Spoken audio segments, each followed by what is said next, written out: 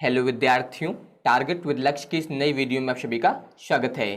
तो विद्युत रसायन के इस लेक्चर में अब आप लोग यहाँ पर पढ़ेंगे कोलराउस का नियम। ये जो टॉपिक है ये बहुत ही महत्वपूर्ण है और इससे संबंधित अक्सर न्यूमेरिकल पूछे जाते हैं। तो इसको समझने के लिए ध्यान दीजिए।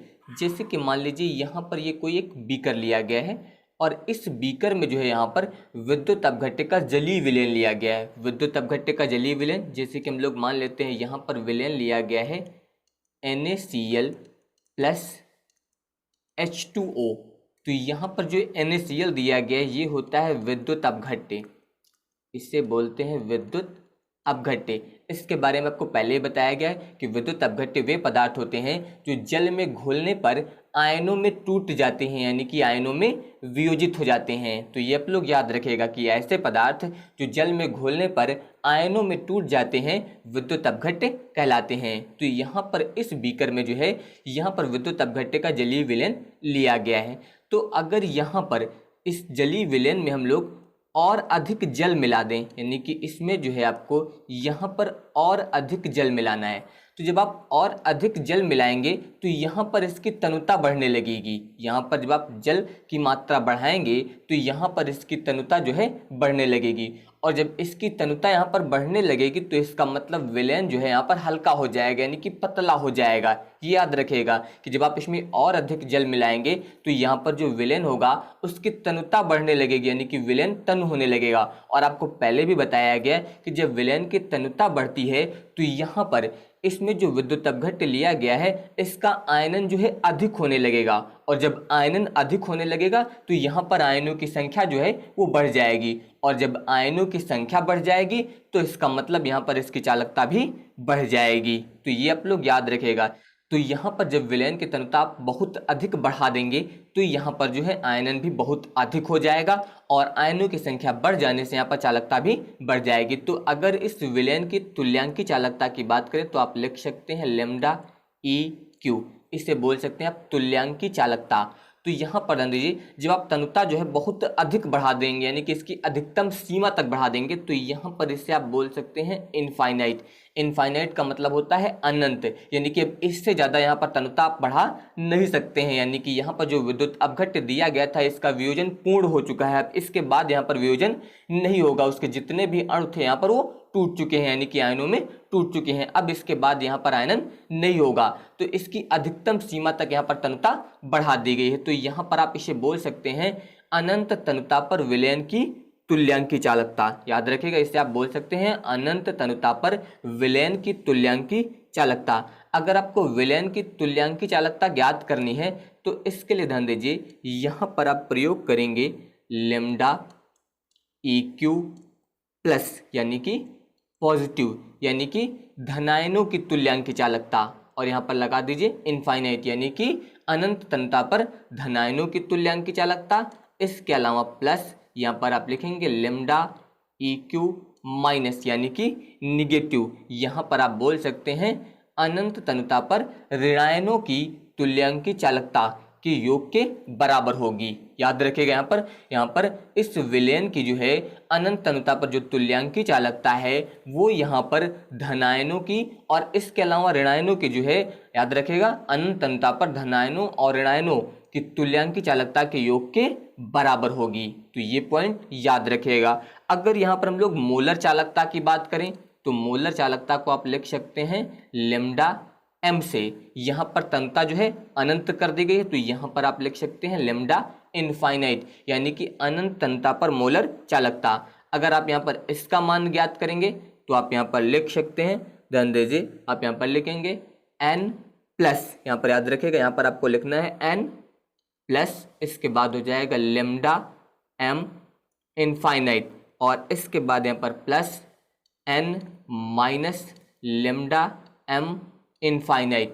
यहाँ पर आप बोल सकते हैं कि अनंत तनुता पर जो मोलर चालकता है ये यहाँ पर धनायनों और इसके अलावा ऋणायनों की मोलर चालकताओं के योग के बराबर होगी। याद रखिएगा, अनंत तनुता पर जो है धनायनों और ऋणायनों की जो है यहाँ पर अनंत मोलर चालकताओं के योग के बराबर होगी। इस प्रकार से आप यहाँ पर जो है कोलराउस के नियम को समझ सकते हैं। तो यहाँ पर ध्यान दीजिए, ये बात हुई थी तुल्यांकी चालकता की। यहाँ पर आप बता सकते हैं ये तुल्यांक की चालकता है अनंत तनुता पर, तो आप लिख सकते हैं अनंत तनुता पर विलयन की तुल्यांक की चालकता, विलयन की तुल्यांकी चालकता। तो ये तो हो गई विलयन की तुल्यांकी चालकता, और यहाँ पर ये जो दी गई है ये अनंत तनुता पर जो है यहाँ पर विलयन की मोलर चालकता। यहाँ पर आप लिख सकते हैं अनंत तनुता पर विलयन की मोलर चालकता,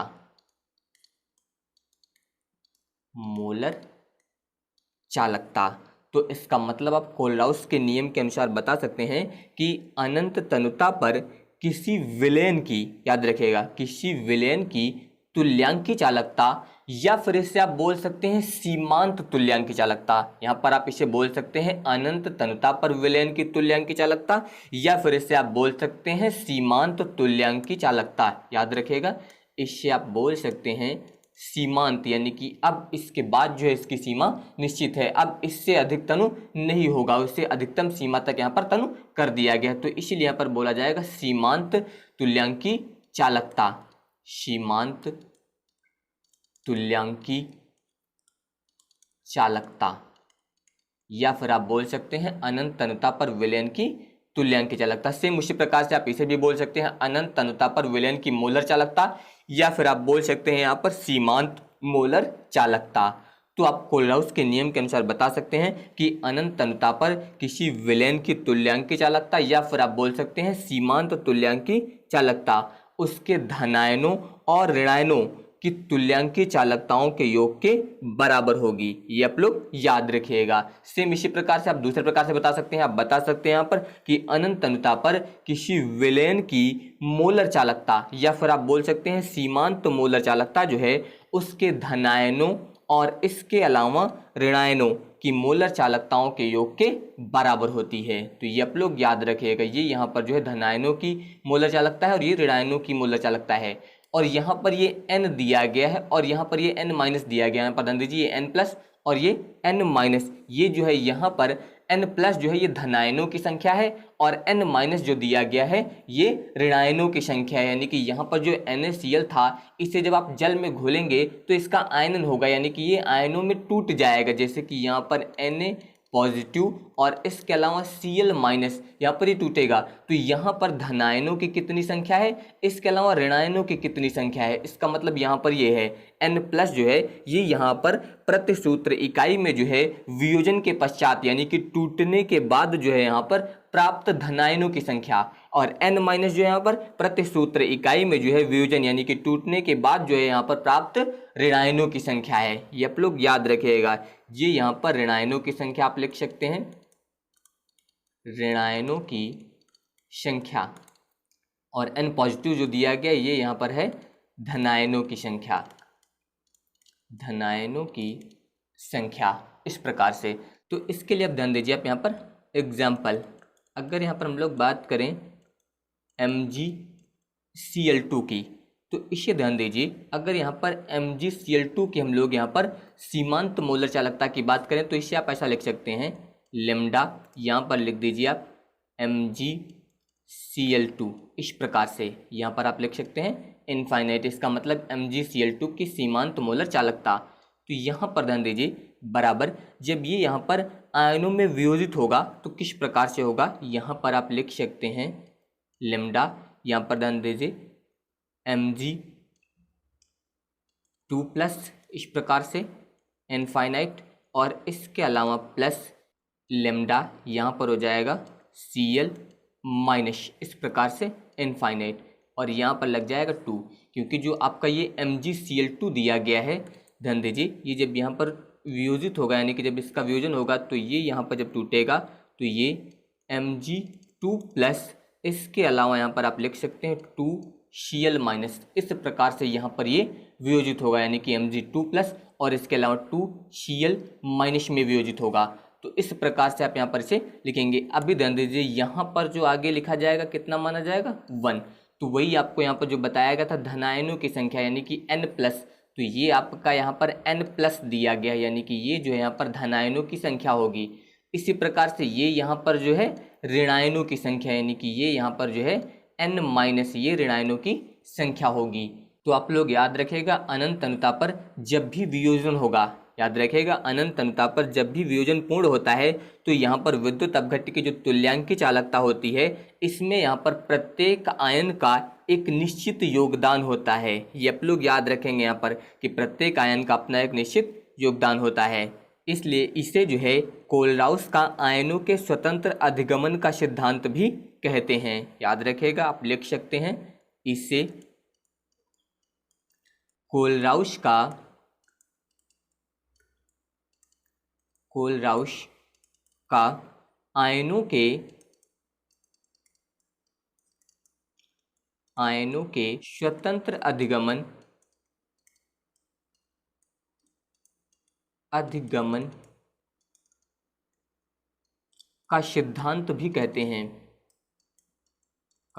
अधिगमन का सिद्धांत भी कहते हैं, तो ये आप लोग याद रखिएगा। तो अब ध्यान दीजिए किस प्रकार से आप यहाँ पर ये नियम लिखेंगे, वही यहाँ पर ध्यान दीजिए। इसमें बताया गया यहाँ पर कि अनंत तनुता पर किसी विद्युत अपघट्य के विलयन की तुल्यांकी चालकता, याद रखिएगा इससे आप बोल सकते हैं सीमांत तुल्यांकी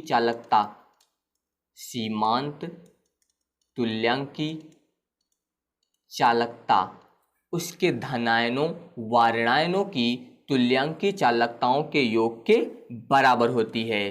तो याद रखिएगा यहाँ पर सीमांत तुल्यांकी चालकता, यानी कि आप यहाँ पर लिखेंगे लेम्डा ई क्यू इनफाइनाइट, इसका मतलब अनंत तनुता पर विलयन की तुल्यांकी चालकता, या फिर आप बोल सकते हैं सीमांत तुल्यांकी चालकता। इसका मान जो है यहाँ पर धनायनों और ऋणायनों की तुल्यांकी चालकताओं, तो यहाँ पर आप लिखेंगे धनायन की तुल्यांकी चालकता यानी कि लेम्डा ई क्यू पॉजिटिव अनंत तनुता पर। इसके अलावा आप यहाँ पर लिखेंगे लेम्डा ई क्यू निगेटिव अनंत तनुता पर। इस प्रकार से यहाँ पर सीमांत तुल्यांकी चालकता जो है ये धनायनों और ऋणायनों की तुल्यांकी चालकताओं के योग के बराबर होगी। इस प्रकार से आप यहाँ पर बता सकते हैं। इसके अलावा ध्यान दीजिए यहाँ पर इसे आप दूसरे प्रकार से किस प्रकार से बताएंगे, आप यहाँ पर बता सकते हैं कि अनंत तनुता पर किसी विद्युत अपघट्य के विलयन की मोलर चालकता, या फिर आप बोल सकते हैं सीमांत मोलर चालकता, सीमांत मोलर चालकता उसके धनायनों व ऋणायनों की मोलर चालकताओं के योग के बराबर होती है। यानी कि आप यहाँ पर लिख सकते हैं लेम्डा एम इनफाइनाइट, यानी कि सीमांत मोलर चालकता जो है यहाँ पर धनायनों और इसके अलावा ऋणायनों, तो धनायनों की मोलर चालकता आप यहाँ पर लिखेंगे n plus lambda M infinite, फिर आप यहाँ पर लिखेंगे n minus lambda M infinite, यानी कि धनायनों और ऋणायनों की मोलर चालकताओं के योग के बराबर हो जाएगी सीमांत मोलर चालकता। तो इस प्रकार से आप यहाँ पर बता सकते हैं। यहाँ पर याद रखिएगा कि जो n प्लस दिया गया है इससे आप लिख सकते हैं यहाँ पर प्रति सूत्र इकाई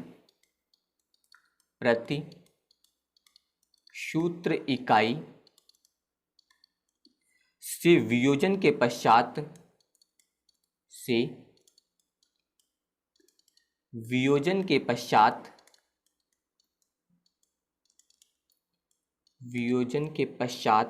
प्राप्त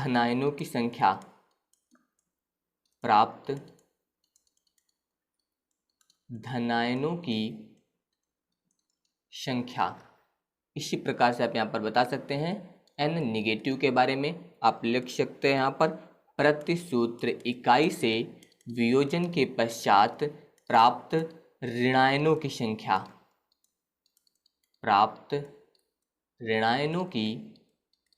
संख्या। तो इस प्रकार से जो है आप यहाँ पर कोलराउस के नियम के बारे में याद रखिएगा।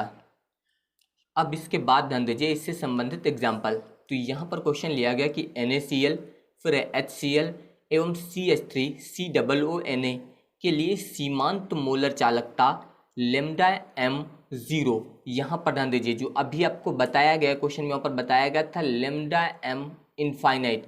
तो याद रखेगा यहाँ पर सीमांत मोलर चालकता या फिर जो आपको बताई गई सीमांत तुल्यांकी चालकता यानी कि लेमडा ई क्यू इनफाइनाइट। आप इन्हें जो है चाहे तो लेमडा एम इनफाइनाइट से लिख सकते हैं या फिर इसे लेमडा एम ज़ीरो या फिर बोल सकते हैं लेमडा एम नॉट।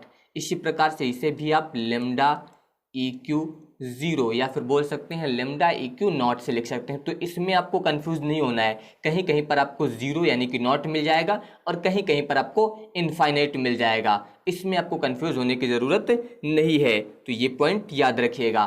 तो यहाँ पर दी गई है आपको सीमांत मोलर चालकता, क्रमशः यहाँ पर ध्यान दीजिए दी गई है आपको 126.4 Simon centimetre square mole inverse. इसके अलावा यहाँ पर दी गई है 425.9 Simon centimetre square mole inverse और फिर आगे लिखिए 91.0 Simon centimetre square mole inverse है। तो CH3COOH के लिए लेमडा एम नॉट की गणना कीजिए, यानी कि यहाँ पर जो है आपको सीमांत मोलर चालकता ज्ञात करनी है किसकी, CH3COOH के लिए। और आपको यहाँ पर सीमांत मोलर चालकता जो है किसकी दी गई है। अब इसके लिए ध्यान दीजिए, यहाँ पर सबसे पहले यहाँ पर दी गई है आपको NaCl की सीमांत मोलर चालकता। तो NaCl की सीमांत मोलर चालकता आपको दी गई है। इससे ध्यान दीजिए आप किस प्रकार से लिखेंगे, इससे आप इस प्रकार से लिखिए लेमडा, यहाँ पर आप लिखिए NaCl, यहाँ पर आप लिख सकते हैं नॉट। इस प्रकार से चाहे तो आप नॉट लिख दीजिए चाहे इनफाइनाइट लिख दीजिए। यहाँ पर ध्यान दीजिए इसकी जो यहाँ पर सीमांत मोलर चालकता दी गई है वो आपको ये दी गई है, यानी कि 126.4। इस प्रकार से आप लिख सकते हैं Simon centimetre square mole inverse. इसके बाद ध्यान दीजिए दूसरा आपको यहाँ पर दिया गया है HCl, तो आप लिखेंगे लेमडा HCl नॉट। इस प्रकार से इसका जो मान दिया गया वो दिया गया 425.9 Simon centimetre square mole inverse. फिर इसके बाद ध्यान दीजिए तीसरा यहाँ पर आपको दिया गया CH3COONA, तो यहाँ पर आप लिखेंगे लेमडा, यहाँ पर हो जाएगा CH3COONA और यहाँ पर आप लिख सकते हैं नॉट। इस प्रकार से इतना हो जाएगा। इसका मान आपको दिया गया है 91.0 Simon centimetre square mole inverse, इतना हो गया। अब यहाँ पर ध्यान दीजिए आपको यहाँ पर सीमांत मोलर चालकता ज्ञात करनी है CH3COOH की, तो यहाँ पर आप लिख सकते हैं लेमडा CH3COOH। इस प्रकार से यहाँ पर नॉट लगा दीजिए। यहाँ पर इसकी जो है आपको सीमांत मोलर चालकता ज्ञात करनी है। अब यहीं पर आपको समझना है कि किस प्रकार से आप यहाँ पर जो है इसका फॉर्मूला यूज़ करेंगे। इसके लिए ध्यान दीजिए आपको यहाँ पर सीमांत मोलर चालकता ज्ञात करनी है। आप लिखेंगे लेमडा CH3COOH नॉट, यानी कि यहाँ पर आपको CH3COOH इसकी आपको सीमांत मोलर चालकता ज्ञात करनी है। तो यहाँ पर ध्यान दीजिए इसमें आया है आपका CH3 और COOH। तो अब यहाँ पर ध्यान दीजिए इसमें किस में जो है CH3 आया था, तो यहाँ पर ध्यान दीजिए इसमें यहाँ पर CH3 और COO ये दिया गया है, तो आप इसे लिख दीजिए। यहाँ पर आप लिखेंगे लेमडा CH3, इसके बाद यहाँ पर हो जाएगा COONA। इस प्रकार से इतना लिखिए, यहाँ पर नोट लगा दीजिए। इतना हो गया पहले तो। अब इसके बाद ध्यान दीजिए यहाँ पर ये हो गया। अब यहाँ पर ध्यान दीजिए इसमें क्या आया है H। अब यहाँ पर ध्यान दीजिए इसमें H किस में था, यहाँ पर H दिया गया, तो अब आप इसको लिखिए। तो यहाँ पर लिख दीजिए प्लस लेमडा HCl, यहाँ पर लग जाएगा नॉट। इतना हो गया। तो यहाँ पर अब आप ध्यान दीजिए यहाँ पर आपका CH3COO आ रहा है और इसमें यहाँ पर H आ रहा है। यहाँ पर बढ़ के आ गया Na और यहाँ पर Cl। अब यहाँ पर ध्यान दीजिए आपको ये NaCl भी दिया गया, तो यहाँ पर अब आप माइनस लगाइए और यहाँ पर लिखिए लेमडा NaCl, यहाँ पर हो जाएगा नॉट। बस यही चीज़ आपको यहाँ पर समझना है। यहाँ पर CH3COOH दिया गया, तो सबसे पहले आप जिनमें CH3 और COOH आ रहा है उन्हें ऐड कर दीजिए और जो एक्स्ट्रा चीज़ आ रही है उसे यहाँ पर आप माइनस कर दीजिएगा। बस आपको किसी प्रकार की कोई समस्या नहीं होगी। अब आप यहाँ पर इसमें मान रखिए, तो जब आप मान रखेंगे तो यहाँ पर ध्यान दीजिए CH3COONA इसका मान आपको ये दिया गया है, यहाँ पर हो जाएगा 91.0। फिर प्लस यहाँ पर HCl वाला दिया गया है, इसका मान हो जाएगा 425.9। इस प्रकार से फिर माइनस लगाइए, यहाँ पर ये दिया गया है 126.4, इतना हो जाएगा। अब पहले इन दोनों को आपको ऐड करना है, तो अब ऐड करने के लिए ध्यान दीजिए यहाँ पर है 9, यहाँ पर है 0, तो इस प्रकार से लिख दीजिए 9। फिर इसके बाद है 5 और 1, तो यहाँ पर हो जाएगा 6। इसके बाद यहाँ पर है 9 और 2, तो यहाँ पर हो जाएगा 11, 11 का आ जाएगा 1, यहाँ पर है 4, एक यहाँ पर जो हासिल आएगा यहाँ पर हो जाएगा 5, इतना आ गया। फिर माइनस आपको यहाँ पर आगे दिया गया है 126.4। अब घटाइए, यहाँ पर दशमलव के बाद 9 है, यहाँ पर 4 है, तो 9 से 4 जाएगा तो यहाँ पर आएगा 5, 6 से 6 जाएंगे, यहाँ पर आ जाएगा 0, यहाँ पर ये हासिल लेंगे आप तो 11, 11 से 2 जाएंगे तो यहाँ पर आ जाएगा 9। इस प्रकार से इतना हुआ। अब यहाँ पर दे 4, 4 से 1 जाएगा तो 3, यानी कि यहाँ पर ये आ गया 390.5। आप लिख सकते हैं Simon centimetre square mole inverse, तो ये यहाँ पर इसका आंसर हो जाएगा। इस प्रकार से जो है आप सीमांत मोलर चालकता ज्ञात करेंगे। बस आपको जो है यहाँ पर जब आप फार्मूला बनाएंगे तो वहीं पर बस आपको ध्यान रखना है और आपको किसी प्रकार की कोई समस्या नहीं होगी। अब इसके बाद ध्यान दीजिए, अगला यहाँ पर है NH4Cl, NaOH तथा NaCl के लिए लेमडा एम इनफाइनाइट, यानी कि यहाँ पर आपको सीमांत मोलर चालकता के मान जो है दिए गए हैं। ध्यान दीजिए, पहला दिया गया है 139.8, फिर है 245.1 और फिर है 124.4 Simon centimetre square mole inverse हैं। तो यहाँ पर जो है आपको NH4OH के लिए आपको लेमडा एम इनफाइनाइट यानी कि सीमांत मोलर चालकता का मान जो है यहाँ पर ज्ञात करना है। तो अब ध्यान दीजिए, सबसे पहले यहाँ पर आपको NH4Cl की सीमांत मोलर चालकता दी गई है, तो आप लिखेंगे यहाँ पर लेमडा NH4Cl इनफाइनाइट, इसका मान आपको दिया गया है 139.8 Simon centimetre square mole inverse, इतना हो जाएगा। इसके बाद ध्यान दीजिए, दूसरा यहाँ पर है NaOH, तो लेमडा NaOH इनफाइनाइट बराबर यहाँ पर दिया गया है 245.1 Simon centimetre square mole inverse. फिर इसके बाद अगला यहाँ पर दिया गया है लेमडा NaCl इनफाइनाइट बराबर यहाँ पर हो जाएगा 124.4 Simon centimetre square mole inverse, इतना आपको दिया गया है। और आपको यहाँ पर जो है सीमांत मोलर चालकता ज्ञात करनी है लेमडा NH4OH की, तो यहाँ पर आपको इसकी मोलर चालकता ज्ञात करनी है। तो यहाँ पर भी ध्यान दीजिए, आपको इसकी मोलर चालकता ज्ञात करनी है, तो सबसे पहले आप यहाँ पर लिखेंगे लेमडा NH4OH इनफाइनाइट बराबर, अब यहाँ पर ध्यान दीजिए NH4 आया है और OH आया है, तो NH4 ध्यान दीजिए इसमें किस में दिया गया है, यहाँ पर NH4 दिया गया, तो पहले आप इसे लिख दीजिए लेमडा, यहाँ पर हो जाएगा NH4Cl इस प्रकार से इनफाइनाइट। इसके अलावा OH आया है, तो OH ध्यान दीजिए इसमें दिया गया, इसको आप यहाँ पर ऐड कर दीजिए प्लस लेमडा इनफाइनाइट NaOH, तो यहाँ पर ध्यान दीजिए NH4OH दिया गया था, तो यहाँ पर ये NH4 आ गया और यहाँ पर ये OH आ गया, यहाँ पर भी NaCl बढ़ा और ये आपको NaCl दिया गया, तो इससे आप घटा दीजिए माइनस, यहाँ पर आप करेंगे NaCl, यहाँ पर लग जाएगा इनफाइनाइट इस प्रकार से। तो अब यहाँ पर ध्यान दीजिए, अब आप यहाँ पर मान रखिए, तो यहाँ पर NH4Cl इसकी जो सीमांत चालकता दी गई है, यहाँ पर ध्यान दीजिए 139.8, तो यहाँ पर आप लिखेंगे 139.8, फिर प्लस NaOH के लिए ध्यान दीजिए 245.1, फिर माइनस NaCl के लिए यहाँ पर है 124.4।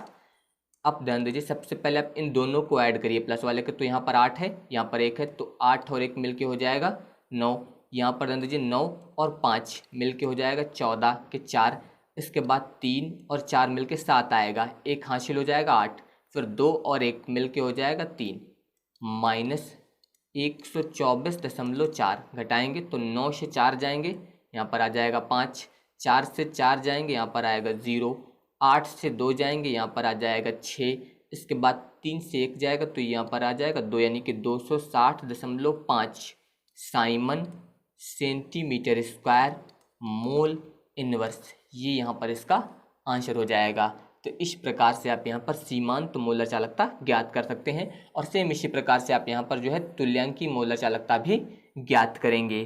तो बाकी के टॉपिक मैं आप लोगों को नेक्स्ट वीडियो में बताऊंगा। अगर आप सभी को ये वीडियो पसंद आया हो तो इस वीडियो को लाइक, शेयर और हमारे इस चैनल को सब्सक्राइब जरूर करिएगा और साथ में नोटिफिकेशन बेल प्रेस करके वहाँ पर ऑल सेलेक्ट कर लीजिएगा, जिससे जो भी वीडियो अपलोड किया जाएगा उसका नोटिफिकेशन आपके पास पहुँच जाएगा।